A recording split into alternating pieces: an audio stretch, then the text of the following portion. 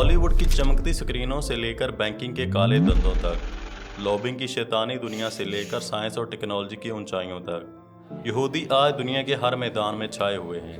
यहूदी इतने इन्फ्लुएंशियल हो चुके हैं कि आज दुनिया के सबसे ताकतवर मुल्क का सदर खुद को ज़ायनिस्ट कहकर फख्र महसूस करता है। मगर यहूदियों की तारीख हमेशा से इतनी खुशहाल नहीं थी। खुद को खुदा की पसंदीदा कौम कहने वाले यहूदियों ने कभी फिरौनों की गुलामी काटी, तो कभी रोमन्स की जंगी मशीनरी का निशाना बने, कभी फ्रांस से जिला वतन हुए तो कभी स्पेन से, और सबसे बढ़कर होलोकॉस्ट जैसे दर्दनाक साने से दो चार हुए। मगर किस्मत की सितम ज़रीफ़ी देखिए कि फ़िरौन और हिटलर के जुल्म सितम सहने वाली ये कौम आज खुद फ़िरौन और हिटलर बन चुकी है। या बनी इसराइल अस्कुरू निअमती अल्लती अनअमतु अलैकुम। लिहाजा उनकी वो पिटाई शुरू हुई है यूरोप में, पूरी रोमन एम्पायर में इन्हें जलील किया गया। शहरों में आमद बंद, अलहदा रहो, घेटोस के अंदर रहो। यहूदी का नाम जो है वो गाली बन गया, जैसे आज भी यहूदी गाली कहते हैं, जैसे खिंजीर का लफ्ज़। आखिर वो भी अल्लाह की मखलूक है। मुसलमानों के अकीदे के मुताबिक इस्लाम का आगाज़ हज़रत आदम अलैहिस्सलाम के साथ ही हो गया था, मगर इस्लाम, जुदाइज़म और क्रिश्चियनिटी आज जिस मौजूदा शक्ल में मौजूद हैं, इसका आगाज़ हज़रत इब्राहीम अलैहिस्सलाम से होता है, क्योंकि इन तीनों मज़ाहब के अंबिया यानी हज़रत मूसा अलैहिस्सलाम, हज़रत ईसा अलैहिस्सलाम और हज़रत मोहम्मद सल्लल्लाहु अलैहि वसल्लम का शजरा नसब उन्हीं से जाकर मिलता है। Let me explain how. हज़रत इब्राहीम अलैहिस्सलाम मेसोपोटामिया के इस इलाके में पैदा हुए थे जहां आज के इराक, तुर्की और ईरान के बॉर्डर्स मिलते हैं। अल्लाह ताला के हुक्म से हज़रत इब्राहीम अलैहिस्सलाम यहाँ से हिजरत करके कनान चले जाते हैं। उस दौर में कनान इस जगह को कहा जाता था जहाँ आज फ़लस्तीन और इसराइल मौजूद हैं। ज़ाहिर सी बात है उस वक्त ये वाले बॉर्डर्स तो नहीं थे, मगर समहाउ इलाका यही था। वैसे तो हज़रत इब्राहीम अलैहिस्सलाम के 8 बेटे थे, मगर हमारी आज की कहानी में हज़रत इस्माइल अलैहिस्सलाम और हज़रत इसहाक अलैहिस्सलाम का जिक्र ज़रूरी है। अल्लाह के हुक्म से हज़रत इब्राहीम अलैहिस्सलाम हज़रत इस्माइल अलैहिस्सलाम और उनकी वालदा को अरब के सहरा में छोड़ आते हैं, जहां आज मक्का मुकरमा है। हज़रत इस्माइल अलैहिस्सलाम यहाँ ही शादी कर लेते हैं और आगे चलकर उनकी नस्ल से ही हज़रत मोहम्मद सल्लल्लाहु अलैहि वसल्लम पैदा होते हैं। मगर चूँकि हमारा आज का टॉपिक यहूदियों की तारीख़ के बारे में है, तो हम वापस इसहाक अलैहिस्सलाम की जानिब चलते हैं। इसहाक अलैहिस्सलाम के बेटे यकूब अलैहिस्सलाम थे, और यकूब अलैहिस्सलाम के आगे 12 बेटे थे, जिनमें हज़रत यूसुफ अलैहिस्सलाम भी शामिल थे। आपने यूसुफ अलैहिस्सलाम का किस्सा तो सुना ही होगा कि किस तरह उनके भाइयों ने उन्हें मारने की कोशिश की और किस तरह एक काफिले वालों ने उन्हें कुएं से निकाल कर मिस्र में जाकर फ़रोख्त कर दिया। जिस शख्स ने यूसुफ अलैहिस्सलाम को ख़रीदा था वो फ़िरौन के महल का सिक्योरिटी इंचार्ज था। उसकी बीवी ने यूसुफ अलैहिस्सलाम को वर्गलाने की कोशिश की, मगर नाकामी पर उन पर इल्ज़ाम लगा दिया गया, जिसकी वजह से यूसुफ अलैहिस्सलाम को जेल में कैद कर दिया गया। जब मिस्र के फ़िरौन को 7 मोटी ताज़ी और 7 कमज़ोर गायों वाला ख्वाब आया, तो यूसुफ अलैहिस्सलाम ने उसकी ताबीर की कि पहले 7 साल खुशहाली के होंगे और फिर 7 साल कहत पड़ेगा। फ़िरौन यूसुफ अलैहिस्सलाम की इस ताबीर से खुश हुआ और उसने यूसुफ अलैहिस्सलाम को खुराक का वज़ीर बना दिया। जब वाकई में कहत पड़ा तो मिस्र के पास खाने पीने का सामान काफ़ी मौजूद था, इसलिए यूसुफ अलैहिस्सलाम के भाई गल्ला लेने के लिए कनान से मिस्र चले आए। यूसुफ अलैहिस्सलाम ने जब उन्हें बताया कि मैं तुम्हारा भाई हूँ, तो वो बहुत शर्मिंदा हुए और उन्होंने यूसुफ अलैहिस्सलाम से माफ़ी भी मांगी। बाद में यूसुफ अलैहिस्सलाम के ये भाई कनान से हिजरत करके मुश्किल तौर पर मिस्र में ही आ गए। यकूब अलैहिस्सलाम को इसराइल भी कहा जाता था और इसी वजह से उनकी औलाद को बनी इसराइल कहा जाने लगा। यकूब अलैहिस्सलाम के 12 बेटे थे और उन्हीं 12 बेटों से इसराइल के मशहूर 12 कबीलों का आगाज़ हुआ। यकूब अलैहिस्सलाम के एक बेटे का नाम यहूदा भी था, जिसे इंग्लिश में जूदा कहा जाता है। यहूदा की औलाद आगे चलकर अपने आप को यहूदी कहलाने लगी, इसलिए बनी इसराइल को यहूदी भी कहा जाता है। ये दोनों वर्ड्स इंटरचेंजेबली यूज़ होते हैं और हम भी ऐसे ही यूज़ करेंगे। खैर, ये 12 कबीले मिस्र में आबाद हो गए और यहाँ फलने फूलने लगे। मगर कुछ अरसे बाद जब मिस्र में नया फ़िरौन आया, तो उसने इन 12 कबीलों को अपना गुलाम बना लिया और यूं बनी इसराइल या यहूदी तकरीबन 400 साल तक मिस्र में फ़िरौनों के गुलाम रहे। वैसे एक और बात ऐड करता चलूँ कि फ़िरौन किसी शख्स का नाम नहीं है, बल्कि मिस्री अपने बादशाह को फ़िरौन कहा करते थे, बिल्कुल ऐसे ही जैसे रोमन अपने बादशाह को सीजर कहा करते थे और हम अपने बादशाह को प्राइम मिनिस्टर कहते हैं। दूसरा, मैं इन वाक़यात की डिटेल जानबूझकर मिस कर रहा हूँ ताकि वीडियो शॉर्ट रहे, और वैसे भी इस वीडियो का मकसद आपको यहूदियों की तारीख़ का एक बर्ड आई व्यू देना है। आप जिस भी पर्टिकुलर वाक़े में दिलचस्पी रखते हों उसके बारे में मज़ीद रिसर्च कर सकते हैं। इसके बाद मूसा अलैहिस्सलाम का दौर शुरू होता है। موسیٰ علیہ السلام کی پیدائش کے وقت فرعون کو یہ خطرہ محسوس ہوا کہ مصر میں یہودیوں کی تعداد بہت زیادہ بڑھ رہی ہے، اس لیے یہودی کہیں مصریوں کے خلاف بغاوت ہی نہ کر دیں۔ اسی ڈر سے فرعون نے یہودیوں کی آبادی کو کم کرنے کے لیے حکم دیا کہ نئے پیدا ہونے والے تمام یہودی بچوں کو قتل کر دیا جائے، جس سے یہودیوں کی آبادی کنٹرول میں رہے گی۔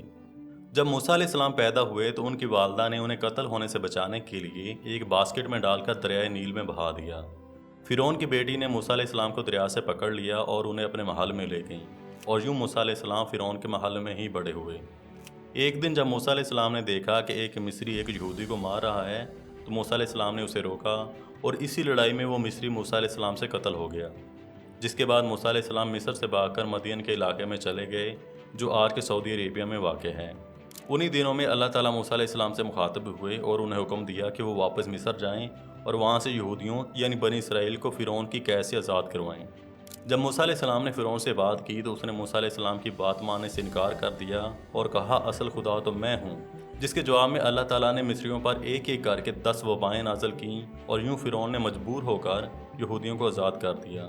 موسیٰ علیہ السلام یہودیوں کو لے کر مصر سے کنعان کی طرف چل پڑے۔ موسیٰ علیہ السلام ابھی کچھ ہی دور گئے تھے کہ فرعون نے اپنا ارادہ بدل لیا اور موسیٰ علیہ السلام اور ان کے قافلے کو قتل کرنے کی نیت سے اپنی فوج سمیت ان کے پیچھے لگ گیا۔ موسیٰ علیہ السلام اور فرعون کا سامنا بحیرہ احمر یعنی ریڈ سی کے کنارے پر ہوا۔ موسیٰ علیہ السلام نے اپنا عصا سمندر میں مارا اور یوں سمندر 2 حصوں میں تقسیم ہو گیا۔ موسیٰ علیہ السلام اور ان کے ساتھی بحفاظت سمندر سے نکل گئے، مگر فرعون کی فوج سمندر میں ڈوب گئی اور یوں یہودیوں کو فرعونوں کی غلامی سے نجات ملی۔ ریڈ سی کراس کرنے کے بعد یہودیوں نے موسیٰ علیہ السلام کے ساتھ کنعان جانے سے انکار کر دیا۔ ان کا ماننا تھا کہ انہیں کنعان کے لوگوں کے ساتھ جنگ کرنا پڑے گی اور وہ ابھی جنگ نہیں کرنا چاہتے۔ دوسرے لفظوں میں ان میں غلامی اس حد تک سرایت کر چکی تھی کہ وہ خدا کے حکم کے باوجود جنگ نہیں لڑنا چاہتے تھے۔ اس کے علاوہ یہودی موسیٰ علیہ السلام اور اللہ تعالیٰ سے یہ بھی شکایت کرتے رہتے تھے کہ نہ ان کے پاس کھانے کو گوشت ہے اور نہ پینے کو پانی۔ اللہ تعالیٰ نے ان کی یہ شکایت بھی دور کر دی اور انہیں اس صحرا میں من و سلوہ دینا شروع کر دیا۔ اتنے زیادہ اور واضح معجزات دیکھنے کے بعد بھی یہودیوں کا ایمان انتہائی کمزور تھا۔ وہ ابھی تک موسیٰ علیہ السلام کو خدا کا پیغمبر نہیں مانتے تھے۔ وہ سمجھتے تھے کہ چونکہ موسیٰ علیہ السلام کی پرورش فرعون کے محل میں ہوئی ہے، اس لیے موسیٰ علیہ السلام سیاسی داؤ پیچ سیکھ گئے ہیں اور اسی وجہ سے وہ انہیں فرعون کی غلامی سے آزاد کر پائے ہیں۔ موسیٰ علیہ السلام کے علاوہ یہ خدا کو بھی ماننے پر تیار نہیں تھے۔ وہ موسیٰ علیہ السلام کو کہتے تھے کہ جب تک ہم تمہارا خدا دیکھ نہیں لیں گے تب تک نہیں مانیں گے۔ اللہ تعالیٰ یہودیوں کی اس مسلسل نافرمانی سے ناراض ہو گئے اور یوں یہودی سزا کے طور پر 40 سال تک اس صحرائے سینا میں بھٹکتے رہے جب تک کہ ان کی پرانی نسل ختم نہ ہو گئی ہو، اور انفارچونیٹلی یہاں ہی موسیٰ علیہ السلام کی بھی وفات ہو گئی۔ موسیٰ علیہ السلام کے بعد یوشع جو موسیٰ علیہ السلام کے ساتھی تھے، وہ یہودیوں کی نئی نسل کو لے کر کنعان گئے اور وہاں کئی قبیلوں سے جنگ کی۔ انہوں نے ان علاقوں کو فتح کر کے اسرائیل کے 12 قبیلوں میں بانٹ دیا۔ یہ تقسیم یعقوب علیہ السلام کے 12 بیٹوں کی نسل سے تعلق رکھنے والے قبائل میں تقسیم کی گئی تھی۔ یوشع کی وفات کے بعد ان 12 قبیلوں کا کوئی ایک لیڈر نہیں تھا، بلکہ ہر قبیلہ اپنے معاملات خود دیکھتا تھا۔ مگر حضرت عیسیٰ علیہ السلام کی پیدائش سے تقریباً 1020 سال پہلے یہ تمام قبیلے طالوت علیہ السلام کی قیادت میں اکٹھے ہو گئے اور انہوں نے ایک بادشاہت قائم کر لی۔ طالوت علیہ السلام کے بعد داؤد علیہ السلام یہودیوں کے بادشاہ بنے۔ داؤد علیہ السلام کے دور میں ہی یروشلم کو اس علاقے کا دارالحکومت بنایا گیا تھا۔ داؤد علیہ السلام کے بعد سلیمان علیہ السلام اسرائیل کے بادشاہ بنے۔ سلیمان علیہ السلام کے دور میں ہی پہلا ہیکل سلیمانی یا ٹیمپل آف جروسلم تعمیر کیا گیا تھا۔ سلیمان علیہ السلام کی وفات کے بعد اسرائیل 2 حصوں میں تقسیم ہو گیا۔ شمال میں کنگڈم آف اسرائیل بن گئی اور جنوب میں کنگڈم آف جودا۔ 722 قبل مسیح میں اسیرینز نے کنگڈم آف اسرائیل پر قبضہ کر لیا اور یہاں کے لوگوں کو نکال کر اپنی ریاست کے مختلف حصوں میں بھیج دیا۔ یہ لوگ ان علاقوں میں جا کر وہاں کے رسم و رواج میں گل مل گئے اور یوں اپنی شناخت کھو بیٹھے۔ اس ریاست میں یہودیوں کے 12 میں سے 10 قبیلے آباد تھے، اور کیونکہ یہ اپنی شناخت بھول گئے تھے اسی وجہ سے انہیں 10 لاسٹ ٹرائبز آف اسرائیل کہا جاتا ہے۔ اسی طرح 586 قبل مسیح میں کنگڈم آف جودا پر بیبلونینز نے قبضہ کر لیا اور یہاں کے لوگوں کو اپنی ریاست کے مختلف حصوں میں بھیج دیا، مگر ان لوگوں نے اپنی پہچان کو برقرار رکھا۔ 70 سال بعد جب پرشینز نے بیبلونین کو شکست دی تو انہوں نے یہودیوں کو واپس اسرائیل جانے کی اجازت دے دی، جس کے بعد یہودیوں نے ایک بار پھر ہیکل سلیمانی تعمیر کیا، جسے سیکنڈ ٹیمپل آف جروسلم کہا جاتا ہے۔ اس سیکنڈ ٹیمپل آف جروسلم کو بھی بعد میں رومنز نے تباہ کر دیا تھا، اس لیے آج کل آپ نے خبروں میں دیکھا ہوگا کہ یہودی مسجد اقصیٰ کی جگہ پر تھرڈ ٹیمپل بنانے کی کوشش کر رہے ہیں۔ خیر، اس کے بعد الیگزینڈر دی گریٹ یعنی سکندر اعظم کا دور شروع ہوتا ہے۔ سکندر اعظم نے ڈائریکٹلی تو اسرائیل پر قبضہ نہیں کیا تھا، مگر چونکہ انہوں نے پرشین امپائر کو شکست دے دی تھی، اس لیے اسرائیل کا علاقہ بھی سکندر اعظم کے کنٹرول میں آ گیا تھا۔ سکندر اعظم کے بعد رومن دور شروع ہوتا ہے اور 63 قبل مسیح میں ایک رومن جنرل پومپے اس علاقے پر قبضہ کر لیتے ہیں اور یوں اسرائیل رومن امپائر کا ایک صوبہ بن جاتا ہے۔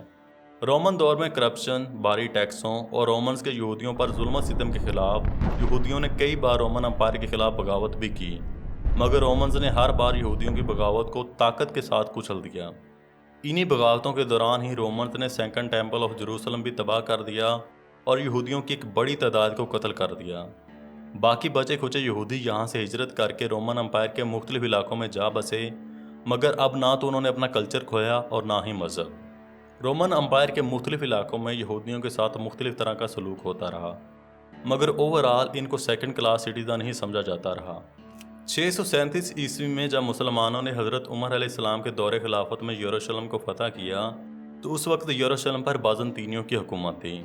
یہاں یہودی بھی رہتے تھے مگر بہت کم تعداد میں۔ تب تک زیادہ تر یہودی رومنز کے ظلم و ستم سے بچنے کے لیے یورپ کے مختلف علاقوں میں ہجرت کر گئے تھے۔ مسلمانوں نے جب یروشلم فتح کیا تو حضرت عمر علیہ السلام نے عیسائیوں اور یہودیوں کو اپنے اپنے مذاہب پر عمل کرنے کی پوری آزادی دے دی۔ 1099 میں صلیبی جنگوں کے دوران عیسائیوں نے مسلمانوں سے یروشلم چھین لیا تھا، مگر 1187 میں صلاح الدین کی قیادت میں مسلمانوں نے دوبارہ یروشلم پر قبضہ کر لیا تھا، مگر اب یروشلم سے یہودیوں کا کوئی خاص تعلق رہا نہیں تھا۔ یہ مختلف علاقوں میں پھیل گئے تھے اور ویسے بھی یروشلم اب ملٹی ریلیجیس اور ملٹی کلچرل سٹی بن چکا تھا۔ یہودی مہاجرین کے ساتھ مختلف علاقوں میں مختلف طرح کا سلوک ہوتا رہا۔ وہ ممالک جن پر عیسائیوں کی حکومت تھی وہاں پر یہودیوں پر مختلف طرح کے ظلم و ستم ہوتے رہے، انہیں بغیر کسی وجہ کے ہی ٹارگٹ کیا جاتا تھا۔ مثلاً صلیبی جنگوں کے دوران انگلینڈ میں یہودیوں پر الزام لگایا گیا کہ یہودی مسلمانوں کے ساتھ ملے ہوئے ہیں اور ان کی مدد کر رہے ہیں۔ اسی وجہ سے ایک ہجوم نے یہودیوں کے ایک علاقے کو گھیر لیا۔ یہودی ڈر کے مارے ایک ٹاور میں چھپ گئے، ہجوم نے اس ٹاور کو بھی گھیر لیا۔ اس ہجوم نے یہودیوں کو 2 آپشنز دیں، یا تو اپنی جان خود ہی لے لیں یا وہ باہر آ جائیں تاکہ ہجوم انہیں قتل کر سکے۔ یہاں یہودیوں کی ایک بڑی تعداد نے خودکشی کر لی، مگر جن علاقوں میں مسلمانوں کی حکومت تھی یہودی نہ صرف ان علاقوں میں پرامن زندگی گزار رہے تھے بلکہ پھل پھول بھی رہے تھے۔ مثلاً اسپین جہاں مسلمانوں کی حکومت تھی وہاں یہودی بہت خوش تھے۔ یہودی مسلمانوں کے دور میں اتنے خوشحال تھے کہ اس دور کو یہودیوں کا سنہری دور یا گولڈن ایج آف جیوز بھی کہا جاتا ہے۔ مگر جب عیسائیوں نے مسلمانوں سے اسپین چھینا تو انہوں نے مسلمانوں کے ساتھ ساتھ یہودیوں کو بھی ٹارگٹ کرنا شروع کر دیا۔ 1492 میں اسپین کے بادشاہ کے حکم پر تمام یہودیوں کو اسپین سے نکل جانے کا حکم دے دیا گیا، جس کے بعد زیادہ تر یہودی اوٹومن امپائر کے علاقوں میں آ گئے اور یہاں پھر ان کے ساتھ اچھا سلوک ہوتا رہا۔ مشرقی یورپ میں تو پھر بھی یہودیوں کے ساتھ تھوڑا نارمل سلوک ہوتا رہا، مگر باقی یورپ میں یہودی پستے رہے۔ 1290 میں یہودیوں کو انگلینڈ سے نکال دیا گیا، اسی طرح 1306 میں فرانس سے اور پھر 1492 میں اسپین سے نکال دیا گیا۔ آج یورپینز مسلمانوں کو اینٹی سیمائٹ یعنی یہودیوں سے نفرت کرنے والا کہتے ہیں، حالانکہ ان کی پوری تاریخ یہودیوں کی پرسیکیوشن سے بھری ہوئی ہے۔ مسلمانوں کے علاقوں میں تو یہودی ہمیشہ سے خوشحالی سے رہتے چلے آئے ہیں۔ یورپینز کی یہودیوں سے نفرت کی 2 بڑی وجوہات تھیں، مطلب اور بھی تھیں مگر موٹی موٹی 2 وجوہات تھیں۔ ایک تو عیسائیوں کے مطابق یہودیوں نے حضرت عیسیٰ علیہ السلام کو کروسیفائی کرنے کی کوشش کی تھی اور یہودیوں سے نفرت کی یہ بہت بڑی وجہ تھی۔ یہودیوں سے نفرت کی دوسری بڑی وجہ یہ تھی کہ یورپ میں یہودیوں کو سود پر قرضے دینے کی اجازت تھی، مگر عیسائیوں کو سودی کاروبار کرنے کی اجازت نہیں تھی اور وہ اسے مذہبی طور پر بھی نفرت کی نگاہ سے دیکھتے تھے۔ انہی وجوہات کی بنا پر اکثر یہودی عیسائیوں کی نفرت کا نشانہ بنتے رہتے تھے۔ کئی صدیوں تک یورپ میں پرسیکیوشن سہنے کے بعد یہودیوں میں اب ایک خواہش اٹھنے لگی تھی کہ ان کا بھی ایک الگ ملک ہونا چاہیے جہاں وہ آزادانہ اپنے مذہب اور کلچر کی حفاظت کر سکیں، کیونکہ کئی صدیاں یورپ میں گزارنے کے بعد بھی یہودیوں کو سیکنڈ کلاس سٹیزن سمجھا جاتا تھا اور ہر بری چیز کا الزام یہودیوں پر لگا دیا جاتا تھا۔ مثلاً فرانس کی آرمی میں ایک یہودی افسر تھا جس کا نام تھا کیپٹن ایلفرڈ دریفوس۔ فرانس نے اس پر الزام لگایا کہ وہ جرمنی کے لیے جاسوسی کر رہا ہے اور اسی جرم میں اسے عمر قید کی سزا سنا دی گئی۔ بعد میں تحقیقات سے پتہ چلا کہ اس جاسوسی میں فرانس کی آرمی کا ایک میجر ملوث تھا، مگر چونکہ وہ عیسائی تھا اس لیے اس بات پر پردہ ڈال دیا گیا اور اس جرم کی سزا کیپٹن ایلفرڈ دریفوس کو بھگتنا پڑی کیونکہ وہ ایک یہودی تھا۔ اسی پرسیکیوشن اور ڈسکریمنیشن کے چلتے یہودیوں میں یہ خواہش عام ہو گئی تھی کہ اب ان کا بھی ایک الگ ملک ہونا چاہیے۔ 1896 میں تھیوڈور ہرزل نے ایک کتاب دی جیوش اسٹیٹ لکھی جس میں انہوں نے بتایا کہ یہودیوں کے لیے کیوں ایک الگ ریاست ضروری ہے، اور اسی وجہ سے تھیوڈور ہرزل کو زائنزم یعنی صہیونیت کا ڈیڈی مانا جاتا ہے۔ شروع میں اس ریاست کے قیام کے لیے مختلف ممالک کا انتخاب کیا گیا تھا جن میں ارجنٹینا، یوگانڈا اور فلسطین شامل تھے، مگر یہودیوں نے فلسطین میں ہی اپنی ریاست بنانے کا فیصلہ کیا کیونکہ ان کے آباء و اجداد اسی علاقے سے تعلق رکھتے تھے اور ان کے مذہبی مقامات بھی اسی علاقے میں تھے۔ مگر چونکہ اس علاقے پر اس وقت اوٹومن امپائر کی حکومت تھی اس لیے اوٹومنز نے یہاں یہودیوں کو ایک الگ ملک دینے سے انکار کر دیا، جس کے نتیجے میں یہودی اوٹومنز کے خلاف ہو گئے۔ ورلڈ وار 1 کے دوران برطانیہ ایک مشکل صورتحال میں تھی اور اسے ہر عالمی مدد کی ضرورت تھی۔ برطانیہ نے طاقتور یہودیوں کی مدد کے بدلے میں انہیں فلسطین میں ایک الگ ملک بنا کر دینے کا وعدہ کیا جسے بالفور ڈکلیریشن کہا جاتا ہے۔ اس کے علاوہ برطانیہ نے اوٹومن امپائر سے بغاوت کے بدلے میں عربوں کو بھی آزادی کا وعدہ کیا، جس کے بعد یہاں عربوں نے بھی اوٹومن امپائر کے خلاف بغاوت کر دی۔ عربوں کو یہاں بغاوت پر اکسانے میں یہودیوں نے بھی اہم کردار ادا کیا۔ جب ورلڈ وار 1 میں اوٹومنز کو شکست ہوئی تو یورپی طاقتوں نے اوٹومن امپائر کے علاقے آپس میں بانٹ لیے اور یہ علاقہ برطانیہ کے حصے میں آ گیا۔ برطانیہ کی مدد سے یہودیوں کی بڑی تعداد نے فلسطین کا رخ کرنا شروع کر دیا۔ یہاں آ کر انہوں نے مقامی آبادی سے زمینیں خریدنا شروع کر دیں۔ اب یہاں کچھ لوگ فلسطینیوں پر تنقید کرتے ہیں اور کہتے ہیں کہ فلسطینیوں نے زمینیں یہودیوں کو کیوں بیچیں، فلسطینی لالچی تھے وغیرہ وغیرہ۔ اس کا جواب یہ ہے کہ اس وقت عیسائی، مسلمان اور یہودی فلسطین میں اکٹھے رہتے تھے اور صدیوں سے رہتے چلے آ رہے تھے، اور جہاں لوگ ایک ساتھ اکٹھے رہتے ہیں وہاں آپس میں کاروبار بھی کرتے ہیں۔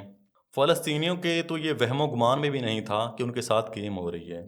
دوسرا، اگر فرض کریں کہ فلسطینی زمینیں نہ بھی بیچتے تو کیا یہاں اسرائیل نہ بنتا؟ شروع میں تو یہودیوں نے بس تھوڑی سی زمینیں ہی خریدی تھیں، مگر بعد میں برطانیہ کی فوج کے ساتھ مل کر زیادہ تر علاقے پر قبضے ہی کیے تھے، اور یہودی آج تک طاقت کے زور پر قبضے ہی کرتے چلے آ رہے ہیں۔ مگر پھر بھی جب فلسطینیوں نے دیکھا کہ برطانیہ تو یہودیوں کو یہاں بسانے اور ان کے لیے ایک الگ ملک بنانے کے لیے ان کی مدد کر رہا ہے تو انہوں نے بھی ہتھیار اٹھا لیے۔ مگر فلسطینیوں کے پاس نہ تو یہودیوں جتنا پیسہ تھا اور نہ ہی اسلحہ، کیونکہ یہودیوں کے پیچھے تو ایک سپر پاور تھی، جبکہ فلسطینی اپنی مدد آپ کے تحت لڑ رہے تھے، اس لیے فلسطینیوں کو کوئی نتیجہ خیز کامیابی نہ ملی۔ اسی دوران ورلڈ وار 2 بھی چل رہی تھی اور جرمنی میں ہٹلر نے یہودیوں کی نسل کشی شروع کر دی تھی اور 60 لاکھ یہودی قتل کر دیے تھے۔ ہٹلر کے اس قدم سے یورپ میں یہودیوں کے لیے مزید ہمدردیاں پیدا ہونا شروع ہو گئی تھیں اور یوں ان کی فلسطین کی جانب نقل مکانی بھی بڑھنے لگی۔ ورلڈ وار 2 کے بعد برطانیہ تو اس خطے سے نکل گیا، مگر اقوام متحدہ نے اس علاقے کو 2 حصوں میں بانٹ دیا اور یوں اسٹیٹ آف اسرائیل قائم ہو گئی۔ یہودیوں نے تو اقوام متحدہ کے اس پلان کو خوشی خوشی مان لیا تھا کیونکہ انہیں زرخیز زمینیں دی گئی تھیں، مگر فلسطینیوں نے اس پلان کو ماننے سے انکار کر دیا کیونکہ ایک تو ان کے علاقے پر یہودیوں کا قبضہ تسلیم کر لیا گیا تھا اور دوسرا فلسطینیوں کے ہاتھ میں بس بنجر زمینیں ہی آئی تھیں۔ اسی وجہ سے یہاں عربوں اور اسرائیل میں جنگ چھڑ گئی۔ اس جنگ میں فلسطینیوں کا بہت زیادہ نقصان ہوا۔ زائنسٹ ملیشیا نے کئی فلسطینی دیہات اور قصبے چلا دیے۔ یہودیوں نے یہاں فلسطینیوں سے متعلق ہر چیز کو تباہ کر دیا تاکہ فلسطینی دوبارہ ان علاقوں میں واپس نہ آ سکیں۔ اس جنگ میں تقریباً 7 لاکھ فلسطینیوں کو اپنے گھروں سے بے گھر ہونا پڑا اور مختلف عرب ممالک میں جا کر پناہ لینا پڑی۔ فلسطینی اس واقعے کو نکبہ یعنی کیٹاسٹروفی یا تباہی کے نام سے یاد کرتے ہیں۔ 1963 میں عربوں کی اسرائیل سے ایک اور جنگ ہوئی جسے 6 ڈے وار کہا جاتا ہے۔ اس جنگ میں بھی عربوں کو شکست ہوئی اور اسرائیل مزید علاقوں پر قابض ہو گیا۔ 1973 میں شام اور مصر نے ایک بار پھر اسرائیل پر حملہ کیا۔ اس جنگ کو یوم کپور وار کہا جاتا ہے۔ اس جنگ کے شروع میں عربوں کو کچھ کامیابی ملی، مگر بعد میں اسرائیل پھر حاوی ہو گیا۔ 1987 میں فلسطینی اسرائیل کے خلاف اٹھ کھڑے ہوئے۔ اس بار بھی کافی وائلنس ہوا اور اسے فرسٹ انتفاضہ کہا جاتا ہے۔ اسی طرح 2000 میں بھی فلسطینی اسرائیل کے خلاف احتجاج اور مزاحمت کرتے رہے۔ اسے سیکنڈ انتفاضہ کہا جاتا ہے۔ اس کے علاوہ حماس، حزب اللہ اور اسرائیل میں بھی جھڑپیں چلتی رہتی ہیں۔ मगर अभी तक उन्हें इसराइल के खिलाफ कोई फैसला कुन कामयाबी नहीं मिली। जब तक अमेरिका और इसके इत्तेहादी इसराइल के पीछे हैं, तब तक इसराइल को एक फैसला कुन शिकस्त देना मुश्किल है, क्योंकि अमेरिका इसराइल को मिडिल ईस्ट में अपनी एक मिलिट्री बेस समझता है और जब भी इसराइल पर कोई मुश्किल आती है तो अमेरिका फौरी उसकी मदद को पहुंच जाता है। But we have a bond to Israel that's much stronger. It's a moral commitment. Jerusalem will be the capital of Israel. I recognized Jerusalem as the capital of Israel. You need not be a Jew to be a Zionist. I am a Zionist. दोस्तों, हो सकता है कि इस सारी कहानी से आपके दिल में यहूदियों के लिए कुछ हमदर्दी पैदा हो गई हो, जो कि एक इंसान होने के नाते एक नेचुरल सी बात है, क्योंकि यहूदियों ने एक लंबे अरसे तक अपने मज़हब की वजह से परसिक्यूशन और डिस्क्रिमिनेशन फेस की है, और अगर उन्होंने ये परसिक्यूशन और डिस्क्रिमिनेशन फेस ना भी की होती तो हमारे दिल में किसी भी मज़हब के मानने वालों के लिए नफ़रत नहीं होनी चाहिए। हमारी असल जंग और मज़ाहमत ज़ायनिज़्म के ख़िलाफ़ है। हाल दो इस वक्त ज़्यादातर ज़ायनिस्ट यहूदी हैं, मगर तमाम यहूदी ज़ायनिज़्म को सपोर्ट नहीं करते। बहुत से यहूदी इसके ख़िलाफ़ भी हैं। इसी तरह ज़ायनिज़्म को सिर्फ यहूदी ही सपोर्ट नहीं करते, बल्कि ईसाई भी करते हैं। कुछ ही दिन पहले अमेरिकी सदर जो बाइडन ने इसराइल के लिए तकरीबन $17 बिलियन मदद का ऐलान किया और साथ ही कहा कि मैं यहूदियों से बड़ा ज़ायनिस्ट हूँ। हालांकि बाइडन मजहबी तौर पर तो ईसाई हैं। You don't have to be a Jew to be a Zionist. Zionist होने के लिए किसी शख्स का यहूदी होना ज़रूरी नहीं है। हर वो शख्स ज़ायनिस्ट है जो इसराइल के इस गासबाना कब्जे की हमायत करता है। इसलिए हमारी मज़ाहमत का रुख ज़ायनिज़्म के ख़िलाफ़ होना चाहिए, ना कि आम यहूदियों के ख़िलाफ़ जो ज़ायनिज़्म को सपोर्ट भी ना करते हों। इसके साथ साथ एंटी ज़ायनिस्ट यानी इसराइल के क़याम के ख़िलाफ़ होने के लिए आपका मुसलमान होना भी ज़रूरी नहीं है। आप तमाम मुसलमान ममालिक देख लें, सब बेगी बिलियाँ बनकर फ़लस्तीनियों का कत्लेआम देख रही हैं, मगर दूसरी तरफ आप साउथ अफ्रीका और आयरलैंड को देख लें, जो ईसाई होते हुए भी इसराइल को आड़े हाथों लेते हैं। और साउथ अफ्रीका ने तो इंटरनेशनल कोर्ट ऑफ जस्टिस में इसराइल के खिलाफ मुकदमा भी दायर कर दिया है। मगर तमाम मुसलमान ममालिक आराम से बैठकर फ़लस्तीनियों का कत्लेआम एंजॉय कर रहे हैं।